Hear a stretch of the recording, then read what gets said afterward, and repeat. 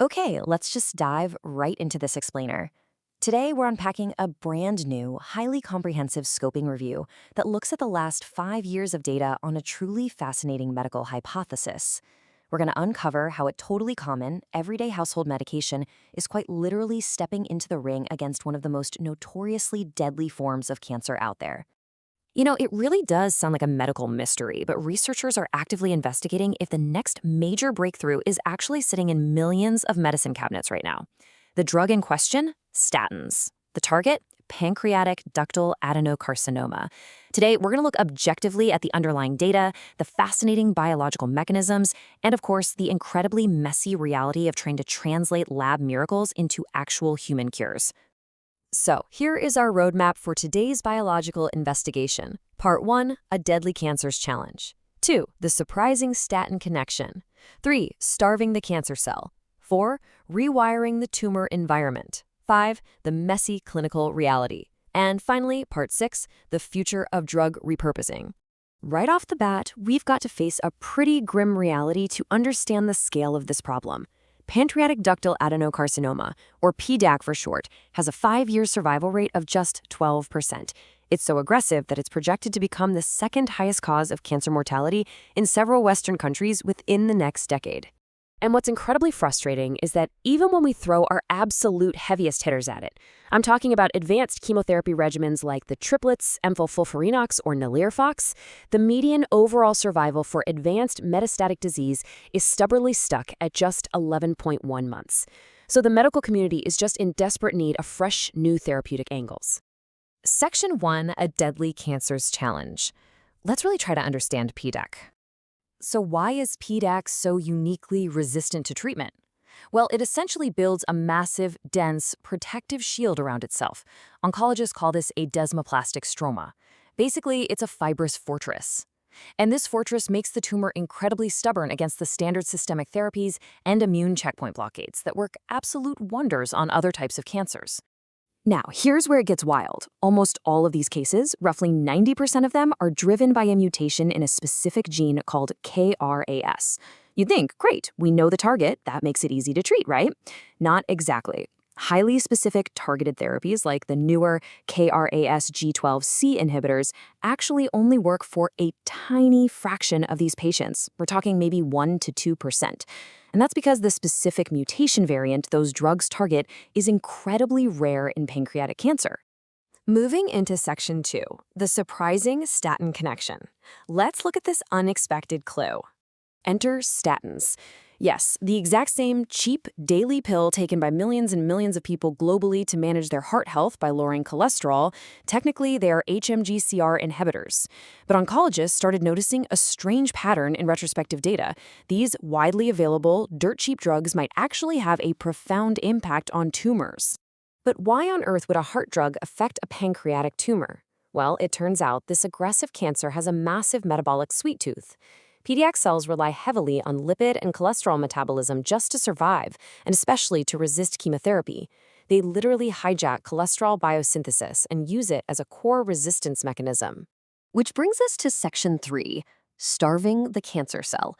Let's zoom in on that cellular level attack. The biological sequence of events here is like a magic trick.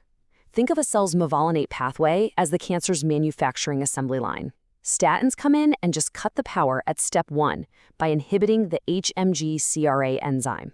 Because the whole pathway is blocked, the cell can't produce specific molecules needed for a process called prenylation. And without that, the cancer cell literally cannot build the biological anchor. It needs to attach its cancer-driving KRAS proteins to the cell membrane. If KRAS isn't anchored, the survival signal just stops dead in its tracks. And honestly, it gets even better. By draining the cell of cholesterol, statins effectively dismantle what biologists call cellular lipid rafts. Picture these rafts as critical docking stations floating on the surface of the cancer cell. By depleting the cholesterol that holds them all together, statins rip away the very docking stations the cancer relies on to receive growth and survival signals from its surrounding environment. Section 4, rewiring the tumor environment. Let's see what happens to the neighborhood around the tumor. The preclinical lab data reveals 4 incredible lines of attack. We've already talked about the signaling disruption and exploiting those metabolic vulnerabilities. But look at the immune modulation piece. Statins actually turn down immune checkpoints like PD-L1. They essentially wake up the immune system, increasing the infiltration of those tumor-killing CD8-positive T cells. On top of that, they remodel the entire microenvironment, changing the behavior of surrounding cells to help break down that protective fibrous fortress we talked about earlier.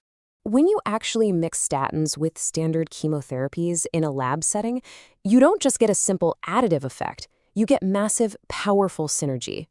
When researchers pair a statin, like simvastatin, with standard chemo drugs like 5-fluorouracil or gemcitabine in petri dishes and mouse models, the statins actually reverse chemotherapy resistance.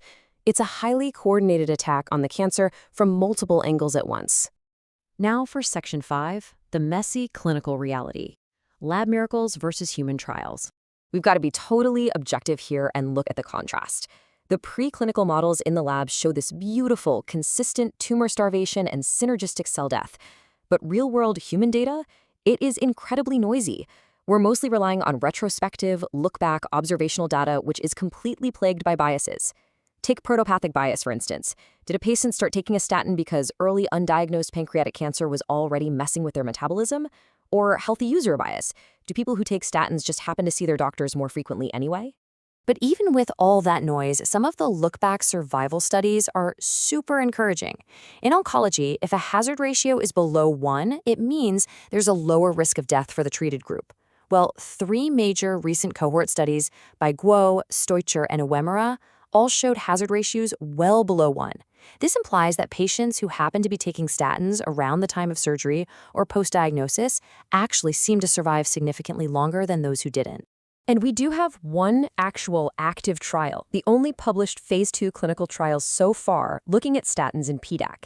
In this trial, when atorvastatin was added to the regimen of patients whose tumors were becoming resistant to chemo, over 70% of them saw a significant drop, at least 20%, in their cancer markers. That is a fantastic biological signal. Though we have to note, the trial was small and lacked a control group for a direct head-to-head comparison. Finally, Section 6, the future of repurposing. So, what actually comes next?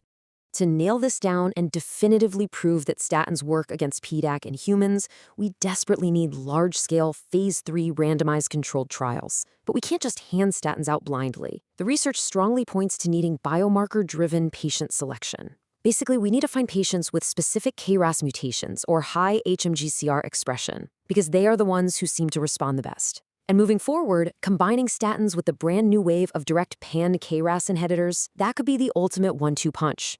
So we're left with this absolutely incredible thought. It's just a fascinating prospect that an inexpensive, widely available pill, one with literally decades of safety data, might one day perfectly complement our most advanced, expensive cancer therapies.